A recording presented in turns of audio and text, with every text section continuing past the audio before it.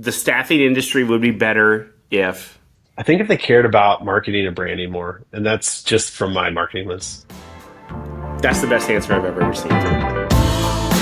Thank you for joining me for another episode of On the Clock and Off the Record. Each episode is brought to you by Atlas MedStaff, unapologetically human. Today's guest is Travis Arnold, co-founder and CEO of Boostie. If his name sounds familiar, it should. He's also the co-founder of Herefish, the marketing automation platform that Bullhorn scooped up not too long ago and turned into Bullhorn Automation. Travis has a knack for building tools that recruiters actually want to use. And now with Boostie, he's back at it again, making AI feel less like buzzwords and more like something that you'd actually use to get work done. And we'll get to this in Off the Record, he, like myself, is also the investor in a brewery. So, like I said, we will get to that. So, Travis, welcome to the show. Rich, thanks for having me. I'm excited. We've talked about this for a little bit now, so I'm good to get on air with you. Yeah, thanks. That's a great intro. I've been kind of in the staffing tech space since '07. Started with a ATS called Sendouts and kind of have been in the space in one way or the other since then, kind of primarily on the SaaS marketing side, but obviously building Herefish and kind of going through that journey as well has been quite the ride. We not only here at Atlas are we current Boostie users.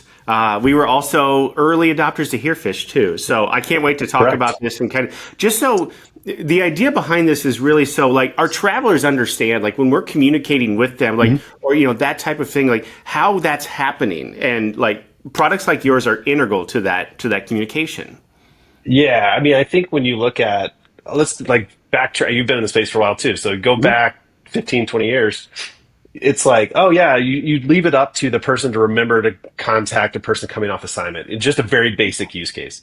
And it's like, oh, I forgot. So that person's now with a competitor. They're not redeployed within your ecosystem. Or just basic stuff like, hey, remember every Friday at 2 p.m., remind this person to put in their timesheet or to do the next task. Little basic stuff that is like, it's super important. It's hard for any human being to remember to do consistently. Even if they have it on their calendar, they're going to get skipped. It's not going to happen all the time. So I think that's where it's like, you look at automation, it's just a really easy way to slot those little things in. Well, and that's the magic of automation that I hope we get into on the first segment called On the Clock. All right? Okay. Question number 1, Boostie is working to bring AI directly into recruiter workflows. How do you balance automation with my favorite part, the human piece of recruiting?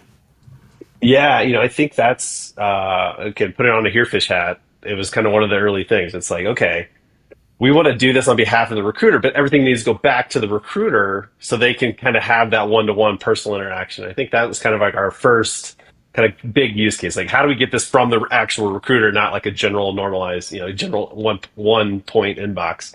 That was kind of step one. I think when you look at like AI and automation these days, it's really how do you surface information for that recruiter or that salesperson even to make a decision on. And I think that's where there's the human component is still very important. I was just in San Francisco for like a family event, and like every billboard, I love San Francisco because it's the only place you see billboards with like all tech companies and all this stuff. But basically all of them are AI companies now. Yeah. And they're all about, we're replacing your job and we're going to take your job and you don't need humans anymore and all this stuff. It's like, sure, sounds really cool and neat. I just don't think that's realistic, for one. And two, I think it's not the space we're in. Like we are in a space where people talk to people. And you in particular, like you guys have a really interesting, your recruiters have really awesome relationships with the travelers that they work with. And I think that's, most of our customers, even on, tech staffing, wherever they might land, that's kind of like the secret sauce. It's having relationships with the people that live in your ATS, and how do you kind of nurture those? Automation helps do that immensely. Let's do the basic stuff like keeping in touch, but also when it's time to have that person needs to pick up the phone and talk to another person, we can facilitate that by like signals and like letting you know, hey, hot candidate lead hit, or somebody's coming off assignment, pick up the phone and do something with them. And we're going to track if you do or do not do this thing. So that's where I think it like all meshes and merges together in a neat, fun way. Isn't it crazy how all of a sudden the secret sauce has become just communication, like paying attention to right. the end user, to the traveler, or whoever right. your client is? That's yes. crazy to me. Weird. Just pick up the phone and automation doesn't have to like take your job. It makes it better. No. So no. All right. So with what you built from when you built Herefish, question number 2, what lessons have you learned now that you brought over to Boostie? Like, is there anything that you're like, okay, I should have done it this way first, kind of thing? That's interesting. Yeah, I think one thing at Herefish that I'll say what we were good at was being product led. What we were bad at weren't as good at. I won't say we were bad, but we weren't as committed to it as we are with Boostie. And I think we talked to our early customers at Herefish, but we'd go away for a while and then like build some stuff and then come back and talk to them. It wasn't like super asynchronous, I guess. It's like we're all kind of working and but we're still talking and still working. I feel like with Boostie, we made the decisions to kind of pivot a little bit earlier than we would have at Herefish. When we started Herefish, it was candidate engagement software. And it's basically the area that we wanted to stay in. And we stayed that way for 3 years until we were like, it's really just kind of recruitment automation. And there's all these other use cases we should like build this into now that we have the platform. So it took us a little longer to get to for Herefish. And I'd say it has with Boostie, where it's like, hey, like we're seeing a bunch of spam applicants come through. Yeah. Maybe we should build something to try to stop that. So we made those decisions quicker. When we started Boostie, it was like we're a alternative to job boards. We're only ads. We're going to create like display and search ads on the fly per job. All this really cool stuff. It's like that's not what people were actually needing. So we made like just like, hey, over here is where people are actually like engaging and using our product. So let's lean into that even further. So I feel like that's probably like. We're just faster to understand and see that stuff. Whereas 10 years ago, we just probably a little slower and let's stay on this path a little bit further. Older and wiser. Like you figured things out. That's it. Right? Gray in the beard, Same here. All right. Question number 3. Recruiters are already dealing with Bullhorn AI and Toro and other tech, right? I mean, you name it. How do you stop tool fatigue, right? How do you stop that fatigue from happening, like one on top of another, and how do you stop that? Yeah, that one is. I look at this like I had to put on a pure marketing hat on this one. So marketing tech is like the biggest, the largest number of companies in the space are in marketing tech right now. You've seen Scott Brinker's MarTech map. There's tens of thousands of those now. I remember when he started, there was like a few hundred. And so it's kind of neat to see that space grow, but it's also, as a marketer, it's like, where the hell do we even start? Like, what's the orchestration look like between all these tools? Like, how do you make this make sense? And so I look at this now when we look at tech stacks, like actually are a thing that can propel a company forward in staffing. It's like, how do you make this make sense? So where we sit, kind of at Boostie, we look at this from a very clear marketing lens. Like, what are all the interactions a candidate or an applicant might have with a company that aren't really parts of like Bullhorn's core thing? It's like they have Amplify. Those are after people get into your system, then they can do some things with it and use AI to kind of help streamline that. You look at Toro, it's like, here's stuff that already exists. How do we surface information that's buried in notes and buried in places that just aren't actionable? So once we kind of look at this as like very like symbiotic, like the data is like foundational. So we get that in a really good spot. That helps inform our talent pools. So when we take a job and we take new applicants and existing candidates, we can say, okay, like these people are great fits for our ends and they have, interest in working in Nebraska and Missouri and Oklahoma. Awesome. Cool. Now we have like clear buckets that all these people can sit in. We use AI on the back end to do that stuff, right? So that's perfect task for LLMs to tackle. It's taking this really hard to do things like multivariate data, putting it in a way that's now actionable through our marketing lens on Boosty. So there's overlap in a ton of these things. I mean, you look at Amplify. I think it's Amplify Outreach. It is basically desk level automation for Mhm. a recruiter or salesperson. That was something that was on our HereFish roadmap, like 10 years ago, or sorry, Right. 7 years ago, probably not 10 years ago, but um, that there's other tools that do very similar things. So it's for me, it's like let's back up. If I'm a customer of these tools, if I'm building my tech stack, it's trying to like go to a whiteboard first, map this all out on a whiteboard. This does this, and also this does this. Who do we want to use? What's the source of truth here? I think that's really just a decision at a company by company level. Obviously, a lot of stuff kind of lives and breathes in Bullhorn. I think that's obviously your source of truth for everything.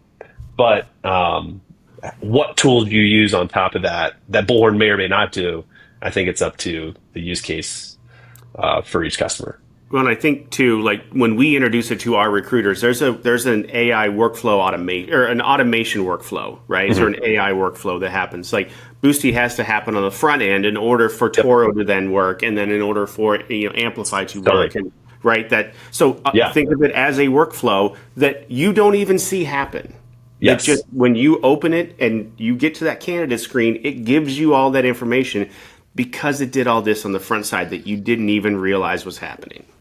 Yeah, and I think that's the thing. Recruiters are skeptical, and this comes from nearly 20 years in this space to like, hey, we have this really cool thing where you're building it send outs. You should use this. Everybody uses this is going to make 10x on what they're. I Yep. don't give a shit. I want to know what is going on behind the scenes to make this thing happen.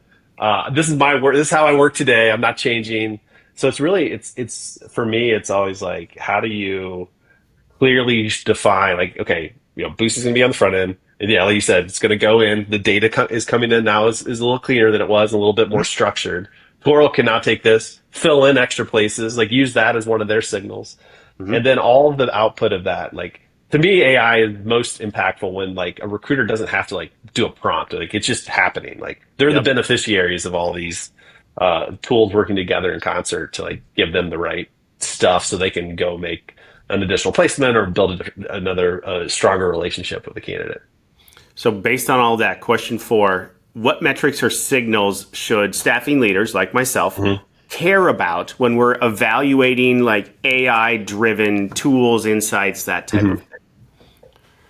Yeah, I mean that again, put on a marketing hat. It's like performance-based marketing is kind of what I think of. So it's like what's the um, if we were to say back in the day, like drift was like hard. It's like, conversational beats forms by X%. It's like, cool, let's test it. Let's figure it out if that's real or not. Yeah. In my testing, that wasn't real. It was a complete fabrication. And so it was like, okay, well, we don't have any more demo requests. Our percentages aren't any better. So why do we need to spend, 50 grand a year on this extra tool? I Right. think it kind of comes back to that. It's like, are we better? Is our data better? Is downstream stuff better, or not? And to me, is AI is it AI for the sake of AI? I think there's some things that Yeah. we saw really like a year ago even. It hasn't even been that long. That's the funny thing.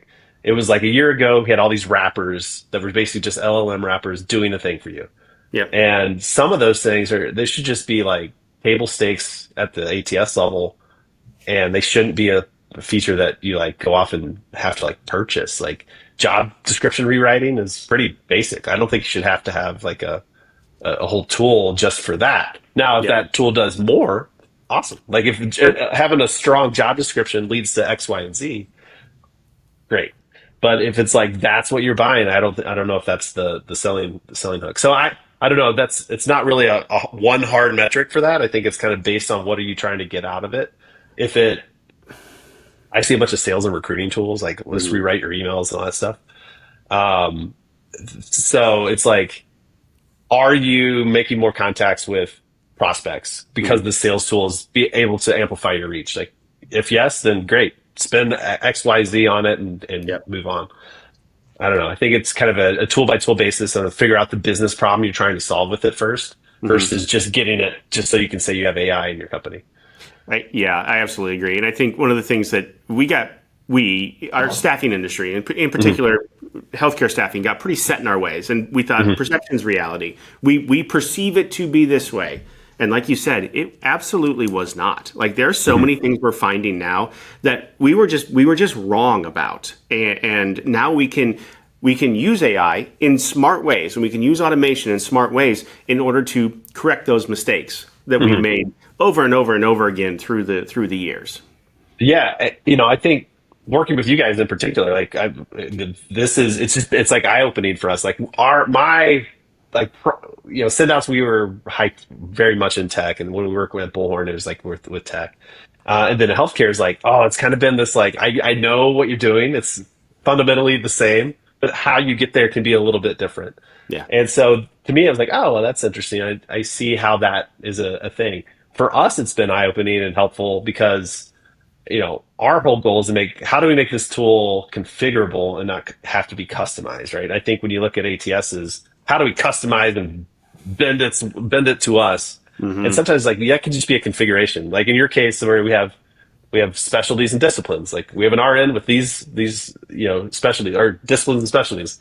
Like how do we kind of account for that? And I think those things have been interesting for us because that helps. What it does is help us be a little bit more flexible, but also understand the nuance at a candidate level a little bit better.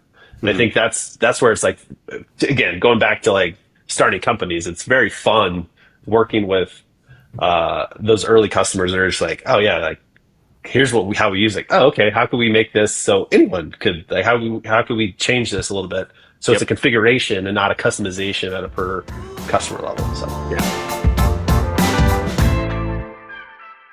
Let's go off the record. So we're not on the clock anymore. So I'm going to do a little intro on. There you go. So I sent you Cross Drains award-winning beer, and then you sent me this one, the Coloradan. Is that right? Coloradan. Yes. I am a sucker for a Mexican lager. I told you this off the before we started. So yes. This is the one I saved. This was a 2023 Bronze Award winner at the Great American Beer Festival, which is awesome. Like one of the, if not the largest beer festival in the country. I think it is. They just opened tickets up or something like a week and a half ago. So I think it's starting to get hot and heavy. So I have the cross strain hazy Fairy Nectar DDH, and you had me at the name of Fairy Nectar. So yeah, I'm guessing a juicy hazy IPA, hazy India Pale Ale. So it's going to be great. Yep. So I'm looking forward to this. I'm going to crack it open. It's 10 a.m. in the mountains right now, so perfect time for. It's only 11 here, so it's close to lunch. Yeah, you're close to lunch. Hey, you know what? I'm close to lunch too, so why not? Fantastic color, by the way. Look at that. I mean, it's just golden. It's just everything I would want in a Mexican lager. Yeah, and this is a little hazy. Might not get it on camera, but it's getting there. I think so. We talked about too. Like that's my post ride beer. I love it. It's a great Mexican lager. Really hits all the things you would want a Mexican lager to hit, and I can't recommend it enough. There we go. As an investor of Westbound and Down. So, cheers, buddy. Appreciate it. Glad this happened. Oh yeah. Oh yeah. Oh my god. That's good. It's clean. It's I think they serve that in a liter too, across the street. So it's like, it's crushable. Yeah. Fantastic. This is very good. Thank you. All right, so let's talk about the beer first. I know I had some other questions first and off the record. Yeah, let's talk about that first. So, what made you want to invest in a brewery? Proximity is everything. So where we live, we're in Lafayette, Colorado. So there's the brewery is across the street, and so we've got to see the brewery when we first moved in, went out of business. It was during COVID. It was like a bad time. Westbound, I had frequented, when we go to the mountains, it's kind of like a good stop on the way to or fro. And so it was like, oh, this is awesome. And then when we saw their sign on the building, I got very excited. Like, this is awesome. Then it's just, we've got to watch it grow. Like they took over the whole building. They've added tanks. They've now bought the entire building and they're moving the tanks around to the side and they have a whole canning facility. So it's like, wow, this is great. And so a few months ago, they had like a kind of crowdsourced funding round. They're like, hey, this is our value. this is what we're trying to raise. It was very much, so I invest in a lot of software companies. And so it was very much how they positioned it and presented it was like, this is like the software raise. This is our seed deck. This is what we're going to do. Here's our growth. Here's our projected growth. Here's the space. I was like, oh, wow, this is perfect. Why wouldn't I invest in this? This is awesome. And so they did that. It was like an open kind of forum. Threw a few bucks in, and to me, again, it came to proximity, getting to see something grow, and like from when kind of pre-raising around, and then knowing their future plans. Like the CEO, super sharp guy, had a really great presentation on what they're doing. Obviously, you're in the space too. Craft beer, we went through this boom, and then it got kind of consolidated. I feel like it's going through another boom again, and so it's pretty fun to see and be front row to that. We get the investor updates, and just now becoming friends and knowing the people that work there now, and like keep seeing familiar faces all the time. It's like, oh, this is great. Like you can all kind of share it together. So that's honestly, it just came into proximity and just being able to see the progress, and then the opportunity presented itself. So what did I'll follow this up with my story. What did your wife say when you said, I'm going to invest in a brewery? Are you serious? Is what she said. Yeah. Because I got again, it was like a crowd thing. So it's like, you use some web app for it.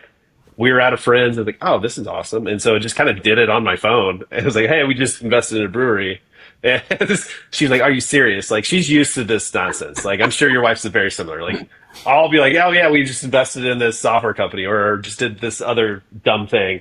Yeah. And it all, somehow, Rich, it all ends up working out. So I think there's a little trust and a little skepticism there, but I think that's 100% Jenny too. There's a little trust and a lot of skepticism, or either one way or the other, right? I mean, there's a scale, right? Yes. So I spent time with Bobby and Scott, Bobby Cross and Scott Strain. So the two founders of Cross Strain. Spent some time with them, got to know them, and they brought some homebrew out one time. This is before they even had, they had a business plan. They only had one. They only had like one copy of their business plan. They're like, you can't take this. We just had to pass it around and look at it. So drank way too much that night, went home and woke my wife up and I said, we are going to invest in a brewery. And she was like, you're drunk, go to bed. We are not doing this. Sure. I bothered her for probably 4 months. And then she was like, okay, if you just shut up about it, we'll do it or whatever. And best decision I ever made. Not a lot of return just yet, but we all sat together. All the investors sat together that first night that the tap house, the brew house opened, and decided that we're not taking any money out of this. They're going to reinvest over and over and over again to grow this thing and make it the very best it could be. So someday I'll make money out of it someday. But right now I love seeing those cans in other people's hands. I love people enjoying the beer. I have zero input, none whatsoever. I just like to drink it. Yeah, same. I'm right with you. It's just kind of like this, like, oh, this is kind of like a communal thing now. It's like, I know there's 100 other people like or so that invested in this round. It's like, cool, like varying levels. Like some people up to 50 grand, some people like to like two or 3 grand. So it doesn't matter. Nice. But what's cool is you get to see like, the camp. Like you sent me a couple texts with like, hey, I'm in Estes. This is at the tap. Like, this is awesome.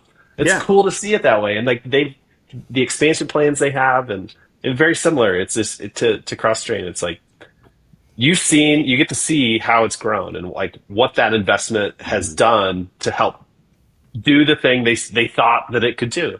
And I think that's where, for me as an investor, it's like, I don't need any more. I'm like, this is great. If a return comes someday, awesome. Can't wait. But this is more or less for just kind of watching this community grow and build and grow up around it.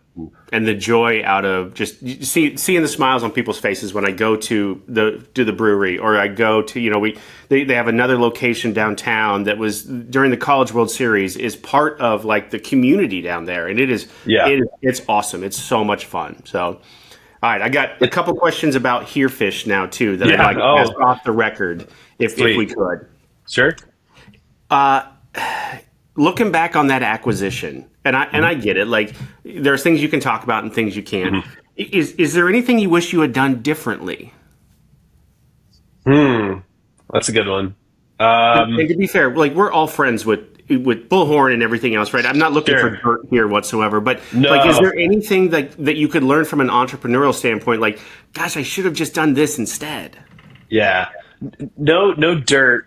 I think at the time it was like we bootstrapped Herefish all the way. Like we never took money. Right. We built a really good business, like a real fun business. I think that's kind of our dogmatic for Jason and I when we were starting. It's like yeah, we don't like. Why would we take money? Like we should just be able to build a business where we can kind of like live off what we kill here. So that's how we approached it. When Bullhorn came with an offer, it was very good. It was a great offer. I think knowing what it became, like again, hindsight is always 2020.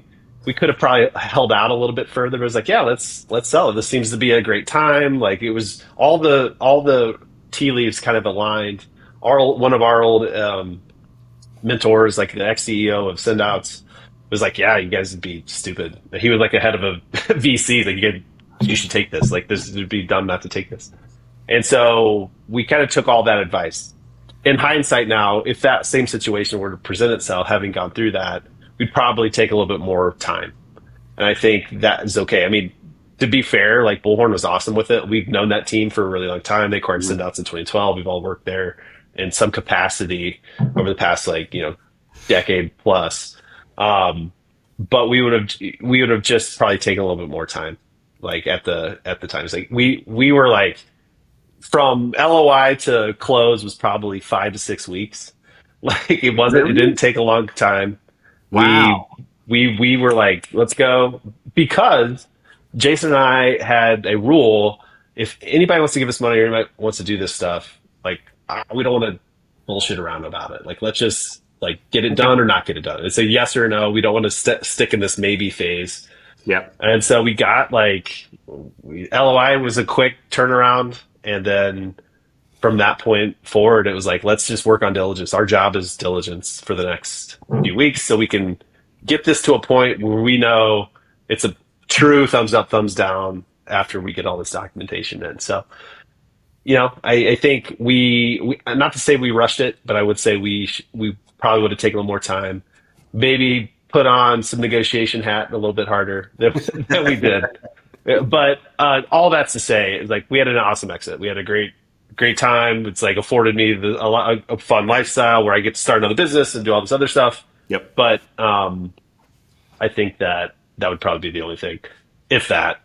So makes sense. It makes sense. I worry about that sometimes too. Like exiting too quickly, not quickly.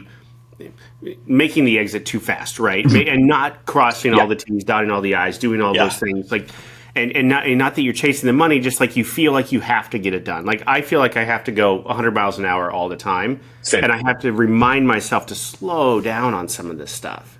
But that's painful to me. Like that hurts. I feel like we should just keep going. Like we need to.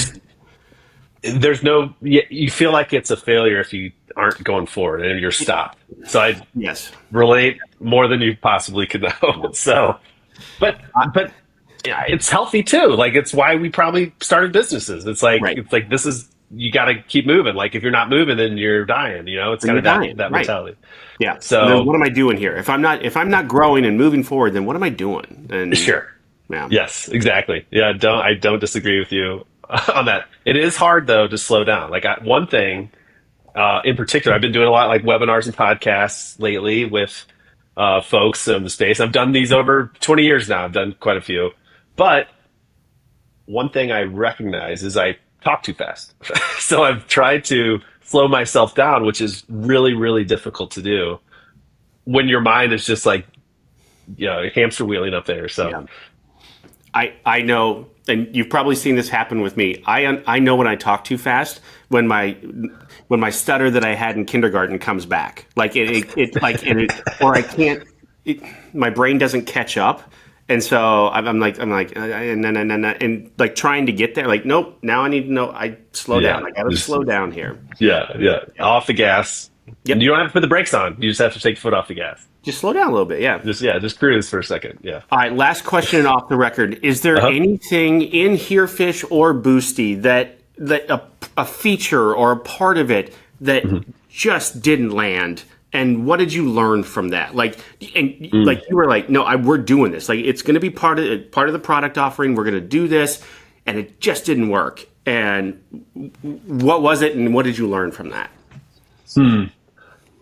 I think a couple things at Herefish probably that I don't know if it landed, but it didn't land in the at the amplitude that I wanted it to. I would say. I think one thing that I think Jason and Kevin and I at Herefish Days are like, how do we visualize where people are in the journey? Like the candidate journey is it's pretty linear. If you like look at it in stages, like you start to finish all the way through placement, and you might have custom stages in along the way. So I built this automation. I designed this automation map. I thought it was beautiful. Made a lot of sense to me. I don't know if it gets utilized at all. Honestly, I don't know if anybody ever knows it even exists in Herefish. But if you're on the automation tab in Herefish, if you click automation map, you're going to see all your automations and where they align with the stage of the recruitment cycle. I thought it was cool. I don't know if anybody ever used it. The other thing would be so we had the concept of like content feeds. So you could have like a content library. You could put a feed in from external RSS feed, your own internal RSS feed, and you can kind of parse out the content to be able to automatically use in automations.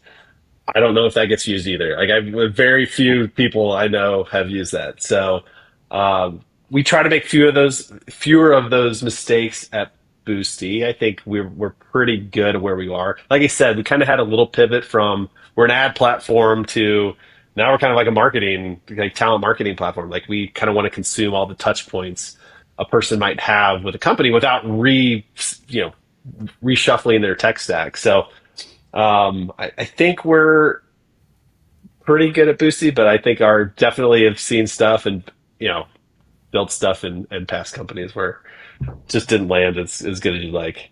I remember our first conversation probably about Boostie, probably like 2 years ago, maybe. I was in Colorado. I was in Estes Park, and we had that first conversation. And yeah, I don't know if it really landed with me at the time, but it was enough to keep me going, like to keep right. And then once we introduced Joel Wiersma into the process and everything, then it really made sense. Maybe he's just smarter than I am. Who knows? That's probably true. Yeah, well, I think it's one of those things. Like we went in with an assumption, kind of knowing the space. It's like here's where it is. Like most people rent their talent funnel to a job board. You guys are again an anomaly. You kind of cut that tap off a while ago. Yeah, and so it's like how do you get in front of folks that aren't on a job board? How do you get those like elusive passive folks that have intent if they're downstream and they're doing Google search? So our idea was like that's what we want to do. Where we ended up today, it's like that's still a thing that exists, but the channel that's the most important is the data that you already have in your ATS. That's where you have, again, putting on a marketing hat, you have all of this gold. I can't imagine as a B2B SaaS marketer having a database of 1 million people and then not talking to them and just keep going and buying stuff from AdWords all the time. Like that's insane. It's like, how do we make use of what we already own and have?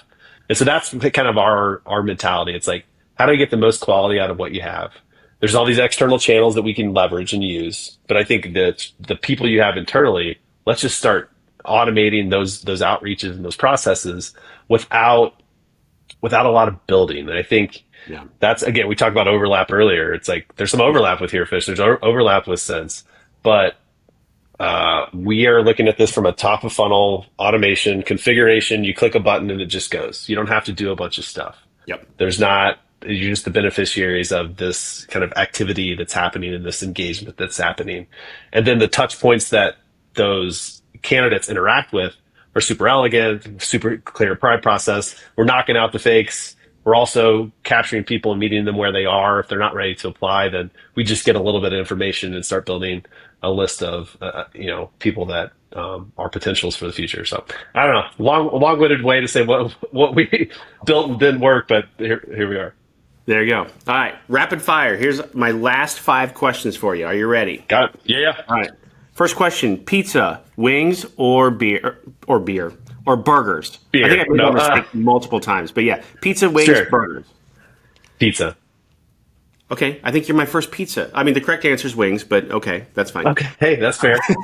West Mountain Down. Just again, another shameless West Mountain Down plug. They have fantastic pizza.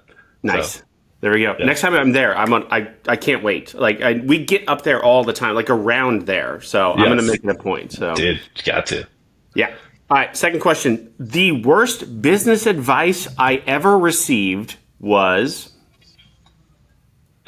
Don't start a business with your friends. I think it's bullshit advice. I agree. Yeah. My guilty pleasure is. Taco Bell. Ooh, okay. Yeah. That would be my wife's answer too, which is my Yeah. son. So okay. It shocks a lot of folks, but I will crush like anything new that I was like, man, might as well just pick one up. It's not going to hurt anything. Yeah. No, you're good. Yeah. The most used app on my phone right now is. I would say either Strava or Athletic, or probably two. Okay. Strava's for like bike ride tracking. I'm Yep. like a numbers nerd, so all this data's in there I can play with. Athletic's similar, but it's like more or less like all day life tracking. So like sleep and heart rate variability, all that stuff. Those are the two I have the most. I've since simplified my entire screen system here, so it's like very it. simple. Yeah, Oh my gosh.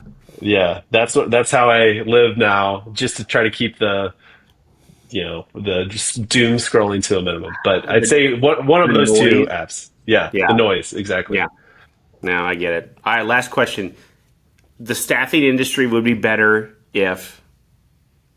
I think if they cared about marketing and branding more, and that's just from my marketing list. That's the best answer I've ever received. Yeah, by far. Good. Absolutely. That's my world Cool. every day, though. Like that's Yeah. if yes, Yeah. I Making those- truly, yeah, making those connections. I truly believe that. It's like brand gets so like shit on. Like I wouldn't Yep. consider myself a brand marketer, but I know how important a brand is. And so like when you build a cool brand, everything underneath that becomes almost easier to kind of like talk through and get out there. And then there's the messaging components and all the stuff you need to do there and positioning. But I think you really have to have these really strong brands, and they're trying to make these connections that I just don't see happening a ton. And again, put on a Boostie hat. I think marketing has been largely offshored or rented out to job boards, and I think that's a shame because you just keep rebuying the same candidates over and over again. You're getting a bunch of spam and junk into your system. You already have it, so like let's just start to work with it. It's a race to the bottom with those. Yeah. Honestly, it really is. Yep. And it diminishes your brand. Like I am a brand marketer. Like that is my life every single day. And it those types of things diminish your brand. It makes it makes you a commodity rather than a standout. And For sure. I hate that. I hate it so much. So Yes. Totally. Absolutely. all right, Travis, thank you so much. Cheers, brother. Yes. Cheers, my friend. I appreciate you being on. Give me one last. Where can we find Boostie online? Give me where do we find you? All right. So you can find me on LinkedIn. So I don't know my LinkedIn handle, but just search Travis Arnold, look for a guy that looks like me, and I think you'll find me. Boostie.com, BOOSTIE.com is where you'll find Boostie and get all the good stuff there. And then I think we're pretty active on all fronts. So hit me up, reach out. Happy to have a convo about beer or marketing or automation, anything else in between. Yeah. All of the above. Yep. Yeah, right. Exactly. Bikes, why not? Throw bikes in there too. Yeah. We didn't even get into that part. So yeah, I know, maybe man. That's a whole the other. next That's the one. next podcast. We'll do that one. Yeah, we'll do the next one.